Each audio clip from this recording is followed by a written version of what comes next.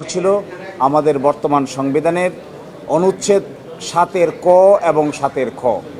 ৭-এর ক এবং খতে ছিল এই সংবিধানের কতগুলো বিষয় আছে, এগুলো পরিবর্তন করা যাবে না। যদি কেউ পরিবর্তন করেন তাহলে সেটা হবে সাংবিধানিক রাষ্ট্রদ্রোহিতা, কনস্টিটিউশনাল সেডিশন। আমাদের হাইকোর্ট বিভাগ এই অনুচ্ছেদকে অসাংবিধানিক ঘোষণা করেছিলেন। আপিল বিভাগে এই অনুচ্ছেদ অসাংবিধানিক থেকে গেল। দ্বিতীয়, আমাদের হাইকোর্ট বিভাগ গণভোটের যে বিধান ছিল এই গণভোটের বিধানকে পুনঃপ্রবর্তন করেছিলেন। আপিল বিভাগের এই রায়ের মাধ্যমে গণভোটের বিধান পুনঃপ্রবর্তিত হলো। তৃতীয় হলো, বাংলাদেশ সংবিধানের অনুচ্ছেদ ৪৪-এর ২ অনুযায়ী নিম্ন আদালতকে রিটের ক্ষমতা দেওয়া হয়েছিল। হাইকোর্ট বিভাগ এই রিটের ক্ষমতা প্রদানকে অসাংবিধানিক ঘোষণা করেছিলেন।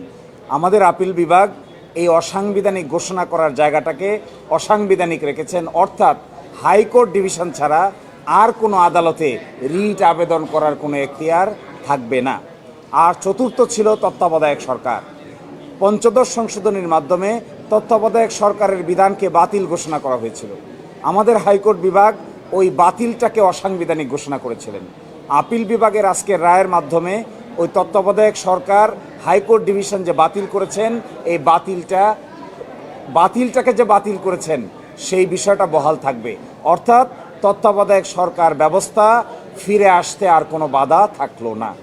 এছাড়া যেগুলো রাষ্ট্রের পলিসি, রাষ্ট্রের নীতি, যেমন সংবিধানের প্রস্তাবনা, আর্টিকেল 8, 9, 10, 11, 12, 25, এগুলো সহ যেগুলো নীতি কথা, এই নীতির বিষয়গুলো সিদ্ধান্ত নেওয়ার জন্য পরিপূর্ণভাবে সংসদের উপর ছেড়ে দেওয়া হয়েছে। আমরা মনে করি এর মাধ্যমে বাংলাদেশের জাতীয় সংসদের দায়িত্ব অনেকাংশে বেড়ে গিয়েছে। অনেকাংশে জাতীয় সংসদের উপর নির্ভর করবে জুলাই চার্টার থেকে শুরু করে সংবিধান সংশোধন করার ক্ষেত্রে কি কি পদক্ষেপ তারা নেবেন। এই 4টি বিষয় ছাড়া বাকি বিষয়গুলো সংসদের সামনে উন্মুক্ত থাকলো। সংসদ সকলের সম্মিলিত প্রচেষ্টায় 2/3 মেজরিটিতে বাকিগুলোকে পাশ করবেন, কোনটা রাখবেন আর কোনটা রাখবেন না। আজকের রায়ের মর্মকথা হলো 4টি বিষয়কে অসাংবিধানিক ঘোষণা করা হলো। এছাড়া বাকি যে বিষয়গুলো ছিল এগুলো মহান জাতীয় সংসদের উপর ছেড়ে দেওয়া হয়েছে। মহান জাতীয় সংসদ আমাদের এক্সপেকটেশন হবে পাশ করার ক্ষেত্রে জুলাই চার্টারের বিষয়গুলোকে বিবেচনা করবেন, কারণ জুলাই চার্টারটাও আমরা দেখিয়েছিলাম আপিল বিভাগে। জুলাই চার্টারে বেশ কিছু বিষয়ে ঐকমত্য পোষণ করা হয়েছিল। এই বিষয়গুলো করতে, অ্যামেন্ডমেন্ট আনতে কিংবা সংস্কার করতে পার্লামেন্টের সামনে আর কোনো বাধা থাকলো না।